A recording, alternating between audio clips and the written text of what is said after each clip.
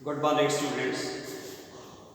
आप सभी का government college Surajgarh BSc second year mathematics की क्लास में हार्दिक स्वागत है। डियर स्टूडेंट्स, आज हम पार्शियल डिफरेंशियल इक्वेशन आंशिक अवकल समीकरण को प्रारंभ करने जा रहे हैं।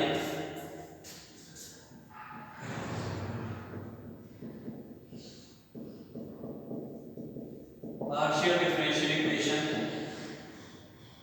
पहले मैंने आपको डिफरेंशियल इक्वेशन के बारे में बता चुका हूं कि ऐसे भी कोई समीकरण जिसमें स्वतंत्र चर x, आश्रित चर y और y के x के सापेक्ष डिफरेंशियल कोएफिशिएंट्स प्रयोग होते हों, उस समीकरण को हम अवकल समीकरण कहते हैं। तो आज हम आंशिक अवकल समीकरण प्रारंभ करेंगे, लेकिन उससे पहले मैं आपको partial differential coefficients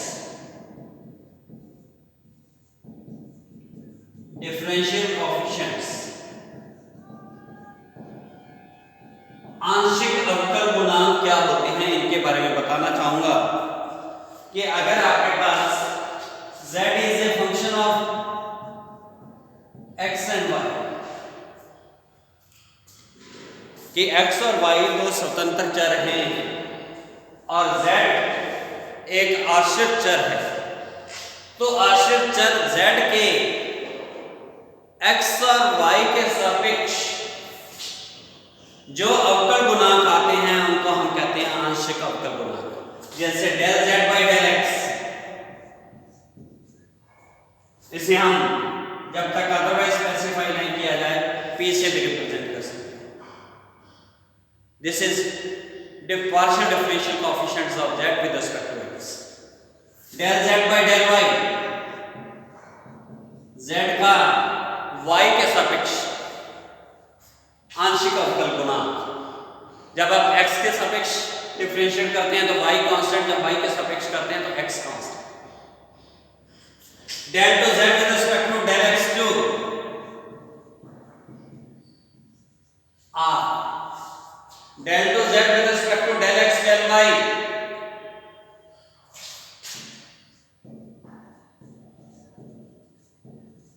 s, and del to z with respect to del y to we represent this y t। इसी प्रकार से जरूरी नहीं है सेकंड ऑर्डर तक, थर्ड ऑर्डर, फोर्थ ऑर्डर, किसी भी ऑर्डर तक जा सकते हैं आप। तो मैं सिंपली ये कह रहा हूं कि स्वतंत्र चर के सापेक्ष किसी भी आश्रित चर के जो आप आंशिक अवकल गुणांक, आंशिक अवकलज करोगे, उन्हीं को हम आंशिक अवकल गुणांक कहते हैं। नेक्स्ट है हमारी आंशिक अवकल समीकरण।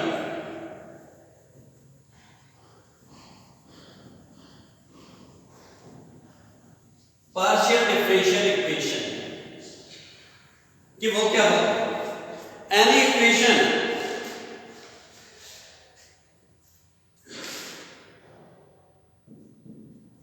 आंशिक अवकल समीकरण, एनी इक्वेशन इन्वॉल्विंग वन और more than partial differential coefficients is called partial differential equation. ऐसे कोई भी समीकरण जिसमें एक या एक से अधिक आंशिक अवकल गुणांक प्रयोग में आते हैं, तो उस प्रकार के समीकरण को हम आंशिक अवकल समीकरण कहते हैं। Order of differential equation, order of partial differential equation, आंशिक अवकल समीकरण की कोटि। तो आंशिक अवकल समीकरण की कोटि में जिस प्रकार से डिफरेंशियल इक्वेशन की कोटि होती थी, कि डिफरेंशियल इक्वेशन की कोटि में क्या होता था कि डिफरेंशियल इक्वेशन में जो उच्चतम कोटि का अवकलज प्रयोग में लिया जाता है वही हमारे पास आंशिक अवकल समीकरण की कोटि कहलाती है और अवकल समीकरण की कोटि कहलाती है। तो आंशिक अवकल समीकरण की अगर आपको कोटि यानी कि ऑर्डर कैलकुलेट करना है तो उसमें क्या है? The highest order of partial differential coefficient used in the partial differential equation represents the order of partial differential equation, कि जो आपके पास आंशिक अवकल समीकरण है उस आंशिक अवकल समीकरण में जो उच्चतम कोटि का आंशिक अवकल गुणांक प्रयोग में दिया गया है वही हमारे पास आंशिक अवकल समीकरण की कोटि कहलाता है। अब है हमारे पास derivation of partial differential equations, कि अगर हमें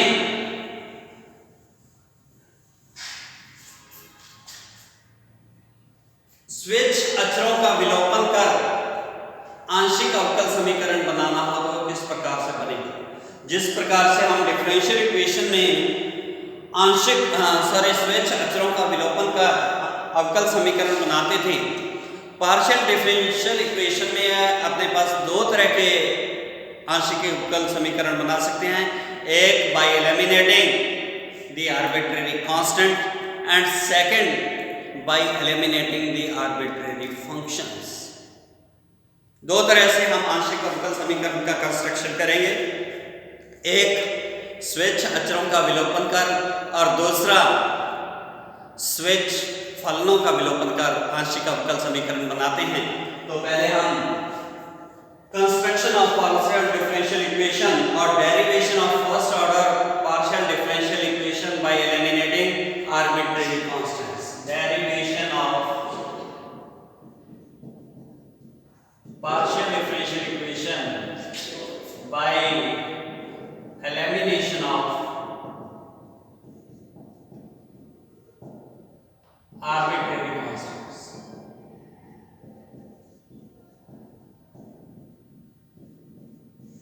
आपको कोई रिलेशन दिया गया है जिसमें स्विच अचर दिए गए हैं, उन स्विच अचरों को विलुप्त कर आंशिक अवकल समीकरण बनाते हैं।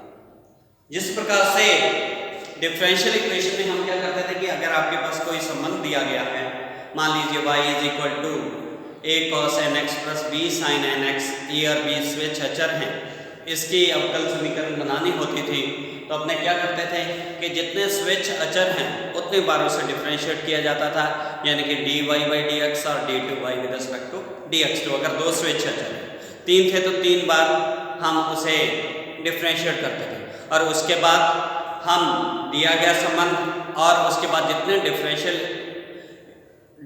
डेरिवेटिव्स आपने कैलकुलेट किए थे उनमें से जो स्विच अचर हैं उनको विलुप्त करते हुए एक नया संबंध ज्ञात करते थे जिसे हम डिफरेंशियल इक्वेशन कहते थे।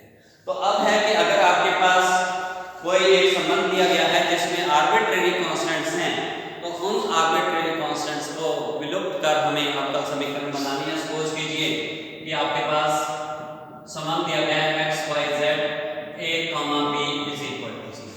x और y स्वतंत्र चर है, z फंक्शन ऑफ x और y है जो कि आश्रित चर है, a और b हमारे स्विच अचर है।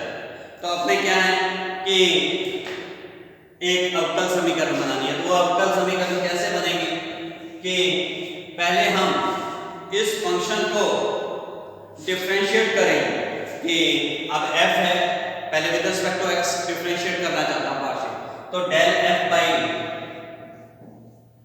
x प्लस अभी तो x के सफिक्स करोगे, दूसरा z is also function of x।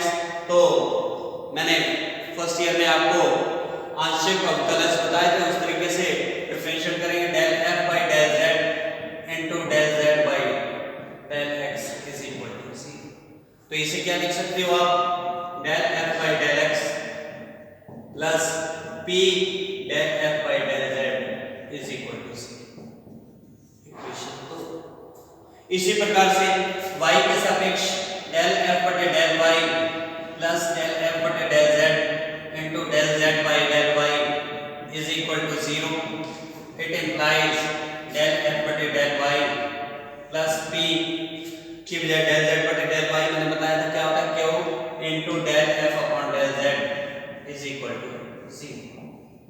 So by eliminating in values को हम यूज करते हुए फर्स्ट में a और b को विलुप्त करेंगे और उसके बाद जो आपके पास समीकरण समीकरण प्राप्त होगी, यानी कि 1, 2 और 3 में से, क्योंकि आपने क्या डिफरेंशिएट किया है, तो ए और बी को 1, 2 और 3 से विलुप्त करने पर जो समीकरण प्राप्त होगी उस अवकल समीकरण को हम आंशिक अवकल समीकरण कहते हैं। अब विद द हेल्प ऑफ एक एग्जांपल ज्यादा समझेंगे, तो देखिए मैं एक एग्जांपल लेता हूं।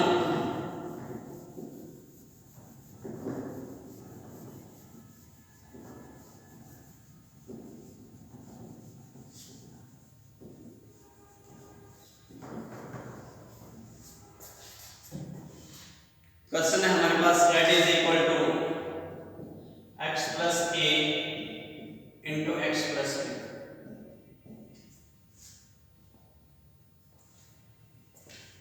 ये एक संबंध दिया गया है, वो कहता है कि आंशिक अवकल समीकरण बनाए। तो अपने पास क्या है, दो आर्बिट्रेरी कांस्टेंट्स हैं a और b। तो अपने क्या करते हैं, पार्शियली डिफरेंशिएट कर देते हैं। डेल z बटे डेल x, इसको अपने क्या कहते हैं p is equal to x के सापेक्ष जब आप x plus a into y plus b है इक्वेशन, दो आर्बिट्रेरी कांस्टेंट्स हैं और दो स्वतंत्र चर हैं। तो जब आप x के सापेक्ष डिफरेंशिएट करेंगे तो y प्लस b कांस्टेंट और x का डिफरेंशिएशन कितना आ गया 1, तो p is equal to y plus b। इसी प्रकार से एक को पार्शियली डिफरेंशिएट कीजिए विद रिस्पेक्ट टू y, तो ये क्या बन जाएगा, q is equal to x plus a। Number 3, number 2, तो using second and third in first, तो आपके पास y प्लस b का मान भी आ गया, x प्लस a का मान भी आ गया। इन दोनों को मैं क्या है कि एक में रख देता हूं, तो आपके पास क्या बन जाएगा, z is equal to p q। अब देखिए इसमें ना तो आर्बिट्रेरी कांस्टेंट a है ना आर्बिट्रेरी कांस्टेंट b है, तो आर्बिट्रेरी कांस्टेंट्स को विलुप्त करने पर जो समीकरण प्राप्त होती है उसी को हम आंशिक अवकल समीकरण कहते हैं। तो यहाँ दो कांस्टेंट है, मैंने डिफरेंशिएट किया। अब और देखिए एक क्वेश्चन बहुत ही अच्छा एग्जांपल है, बहुत बार पूछी गई है।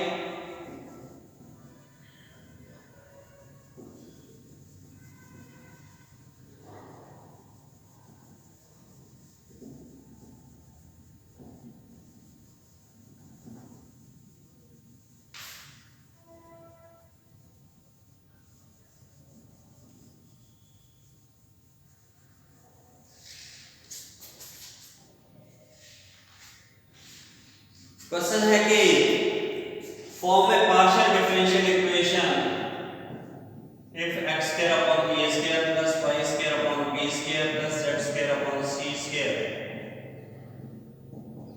Is equal to 1। एक संबंध दिया गया है x square by a square plus y square by b square plus z square by c square is equal to 1। यहाँ a b और c स्वेच्छ अचर हैं और x और y स्वतंत्र चर हैं, z आश्रित चर है। तो मैं क्या करता हूँ, इसे क्योंकि 3 है तो डिफरेंशिएट करता हूँ मैंने विद रिस्पेक्ट टू x, तो x स्क्वायर का differentiation 2x upon a square.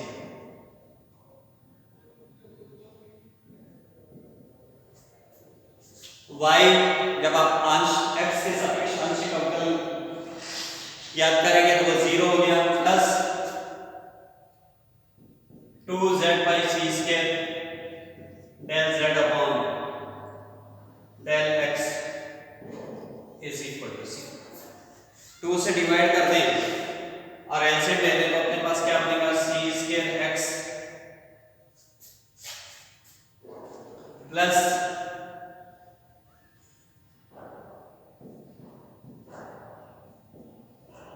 z a square del z by del x is equal to 0।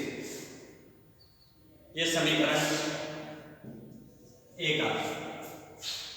इसी प्रकार से दी गई समीकरण को y के सापेक्ष डिफरेंशिएट कीजिए तो 0 plus 2y upon b square plus 2z by c square del z by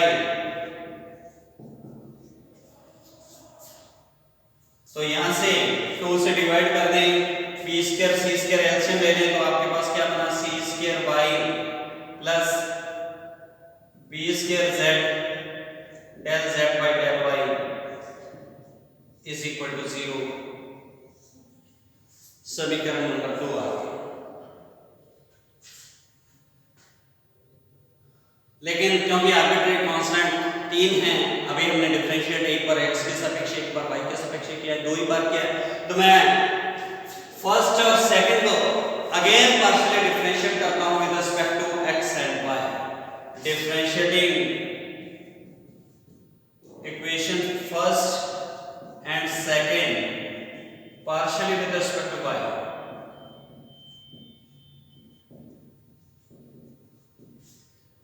तो अपने पास क्या है, C square plus B square del Z by del Y का square plus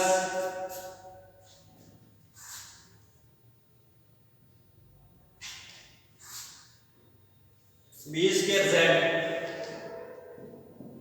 del two Z with respect to del Y is equal to 0। और इसी प्रकार से C square plus A square del Z by del X का square plus A square Z del two Z with respect to del x cube is equal to 0। ये दो समीकरण आ गए। तो यहां से आपने क्या लिख सकते हैं, C square by A square plus del Z by del X का square plus Z del two Z with respect to del x cube is equal to 0 and C square by B square plus B square से divide किया तो del Z by del Y का square Z del two Z with respect to del Y two is equal to 0। Equation third and equation fourth. अब equation first से, from equation first c square by A square का मान निकाल लीजिए, is equal to क्या बन जाएगा आपके पास, minus Z by X del Z by del X. इस वैल्यू को समीकरण 3 में सब्स्टिट्यूट कर दीजिए तो अपने पास क्या बनेगा, minus Z by X del Z by del X plus del Z by del X का square plus Z del two Z with respect to del X two is equal to 0। इसी प्रकार से C square by B square का मान ज्ञात कर लीजिए तो वो क्या आ जाएगा, समीकरण सेकंड से C square by B square, समीकरण सेकंड है जो C square Y plus B square Z del Z by del Y is equal to 0। तो यहां से मान जब आप ज्ञात करेंगे तो ये बनेगा minus Z upon Y del z upon del y. इस c square by B square का मान को समीकरण नंबर 4 में रख दीजिए तो अपने पास क्या बनेगा, minus Z upon Y del Z by del Y plus del Z by del Y का square plus Z del two Z with respect to del Y two is equal to 0। तो आपके पास दो इक्वेशन आ गई, fifth और sixth. अब इन समीकरण 5वें और 6वें में ए बी सी तीनों विलुप्त हो चुके हैं तो ये दोनों जो हैं यह सेकंड कोटि की आंशिक अवकल समीकरण है। 5 और 6 द्वितीय कोटि के अभीष्ट समीकरण है। तो इस प्रकार से हमने आर्बिट्रेरी कांस्टेंट्स को विलुप्त करते हुए आंशिक अवकल समीकरण बना सकते हैं। तो आपने उनको डिफरेंशिएट करना है और उसके बाद उनको विलुप्त कर देना है। तो अगले लेक्चर में हम स्वेच्छ फलनों को विलुप्त करते हुए अगर आंशिक अवकल समीकरण बनानी है तो वो कैसे बनेगी वो नेक्स्ट लेक्चर में हम अध्ययन करेंगे। Thank you.